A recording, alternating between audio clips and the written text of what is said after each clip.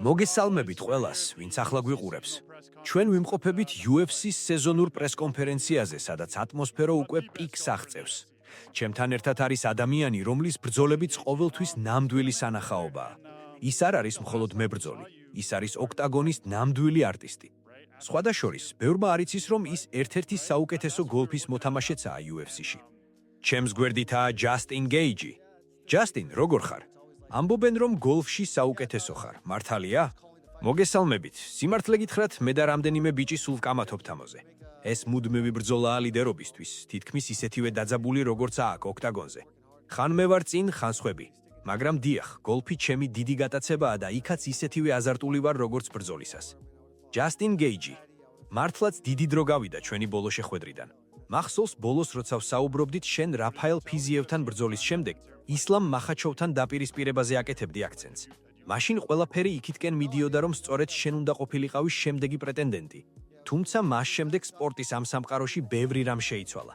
სიტუაცია რადიკალურად აირია. როგორ უყურებ ამ ყველაფერს ახლა გადმოსახედიდან? იცი, ეს სპორტი საოცრად არაპროგნოზირებადია. ეს ამ თამაშის ბუნებაა და მე ამას უკვე მივეჩვიე. დიახ, ნამდვილად მეგონა, რომ ისლამ მახაჩოვს ბრძოლა სურდა. ის თავად მოუწოდებდა ამისკენ. მაგრამ მერე მოვლენები სხვაგვარად განვითარდა. მან წონა შეიცვალა, ტიტული ვაკანტური გახდა, დაინიშნა დროებითი ქამრის ბრძოლა და მე ზარი არ მიმიღია. ეს იყო მომენტი, როცა უნდა დავფიქრებულიყავი. მიუხედავად ამისა, მე არ დავნებებულ ვარ. გავაგრძელე ჩემი გზა, ვარჯიშობდი თავდაუზოგავად და ველოდებოდი სწორ მომენტს. ჩემი პრინციპი ყოველთვის იყო სწორი მეტოქეების შერჩევა. მე მზად ვიყავი მებრძოლა ნებისმიერთან. იქნებოდა ეს არმან ცარუკიანი, პედი პიმბლეტი, თუ ილია ტოფურია. იმ შემთხვევაში თუ ეს ტიტულისთვის ბრძოლა იქნებოდა. აი სად ვართ ახლა. საინტერესოა.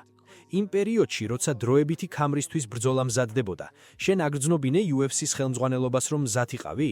უთხარი მათ, ბიჭებო, მე აქ ვარ, უბრალოდ დამირეკეთ? სიმართლე გითხრათ, წარმოდგენაც არ მქონდა, რომ ეს ყველაფერი ასე სწრაფად ხდებოდა. მე გავიგე მაშინ, როცა უკვე ოფიციალურად გამოაცხადეს. რა თქმა უნდა, ეს ცოტა გულდასაწყვეტი იყო. წარმოიდგინე, ჩემპიონი შენ გიწევს, მერე ტოვებს წონას და შენ საერთოდ თამაშგარე მდგომარეობაში რჩები. თუმცა რეალობას თვალი უნდა გაუსწოროთ. მე მოვდიოდი მაქს ჰოლოვეისთან მარცხის შემდეგ. ამ ბიზნესში დრო და მომენტი ყველაფერია. ახლა ვფიქრობ, რომ ეს იდეალური დროა იმისთვის, რომ ყველაფერი ისე დავასრულო, როგორც მე მინდა. სწორედ ამაზე მინდოდა მეკითხა. შენ თქვი, დავასრულო ყველაფერი ისე, როგორც მე მინდა. რას გულისხმობ ამაში? ნუ თუ ეს ნიშნავს, რომ კარიერის ფინისთან ვართ, თუ უბრალოდ ერთ კონკრეტულ ბრძოლაზე ხარ ფოკუსირებული. მე ყოველთვის ერთი ბრძოლის პრინციპით ვცხოვრობდი, მაგრამ სულელი უნდა ვიყო, რომ არ ვაღირებო, რომ ეს არ არის ჩემი გზის დასაწყისი. ეჭვგარეშია, რომ დასასრული ახლოსაა. მე ამ კომპანიის ისტორიაში რამდენიმე ყველაზე დიდ და მძიმე ბრძოლაში მიმიღია მონაწილეობა.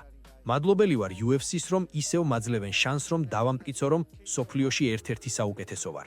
დაფიქრდით, 2017 წლის შემდეგ 12 ჯერ ვბრძოლი და მხოლოდ ერთი მეტოქე იყო ტოპ 5-ის მიღმა. მე მთელი ჩემი ენერგია და ჯანმრთელობა ჩავდე ამ საქმეში. ეს გიჟი თამაშია. ხალხი მეუბნება, შენ აუცილებლად მოიგებ და მე ვპასუხობ, რომ ეს სპორტი ზედმეტად დაუნდობელია პროგნოზებისთვის. მე უბრალოდ მაქსიმალურად მოვემზადები და 100% გავიხებ. რაც იქნება, იქნება. ჯასტინ, წარმოიდგინე, რომ ფიზიევთან ბრძოლის ღამეს ვინმე მოსულიყო შენთან და ეთქვა: მეგობარო, ერთ წელზე ნაკლებ დროში შენ პედი პიმბლეტს შეებრძალები დროებითი ჩემპიონის ტიტულისთვის. რას იფიქრებდი მაშინ? დაიჯერებდი ამ სცენარს?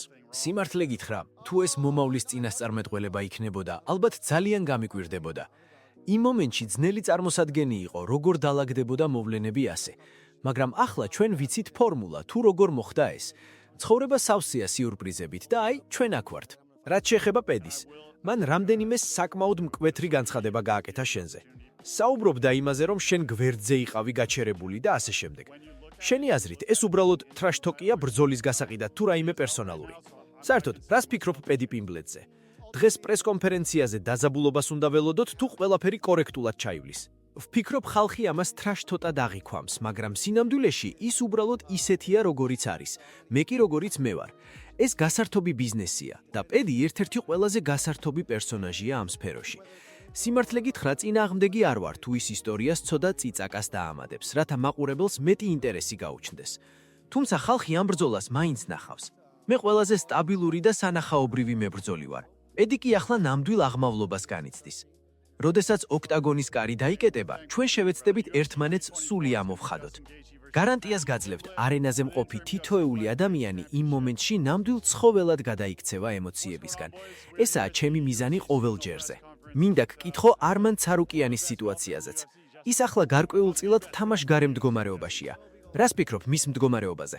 ხო, რთული სათქმელია. სიმართლე გითხრა, მის ადგილზე ყოფნა არავის გაუხარდებოდა. მაგრამ ეს ისევ და ისევ ამ გიჟური თამაშის ნაწილია. არმანი ნამდვილი პრობლემაა ნებისმიერი მებრძოლისთვის. ამაში ეჭვი არ მეპარება.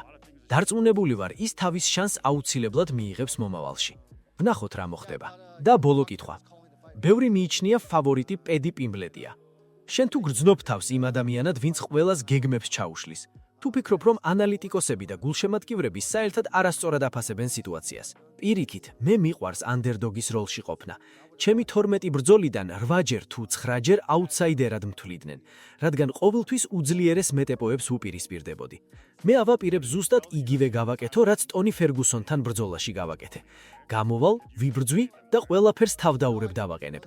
და კიდევ ერთი, მინდა აღნიშნო, რომ მაქვს შანსი გავხდე UFC-ს ისტორიის ერთადერთი მებრძოლი, რომელიც 2-ჯერ გახდა დროებითი ჩემპიონი. სწორედ ამის კითხვას ვაპირებდი დასრულებამდე. შენ ამას უყურებ როგორც უბრალოდ დროებით ტიტულს?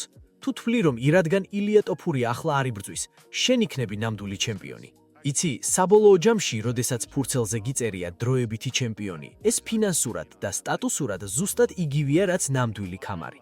მე გადამიხდიან როგორც ჩემპიონს ამ ბრძოლაში და გადამიხდიან როგორც ტიტულის დამცველს შემდეგ ბრძოლაში. იქნება ეს დროებითი თუ აბსოლუტური, ქაღალდზე ერთი და იგივეა. ეს მაძლევს საშუალებას მეტი გამოვიმუშაოთ და ვიყო წლის უდიდესი ქარდის მთავარი ბრძოლის მონაწილე.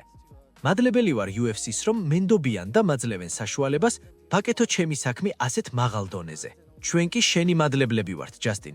UFC 34. ჯასტინ გეიჯი პედი პიმბლეტის წინააღმდეგ მსმუქი წონის დროებითი ჩემპიონის ტიტულისთვის. ყოველთვის სასიამოვნოა შენი ნახვა, ძმაო.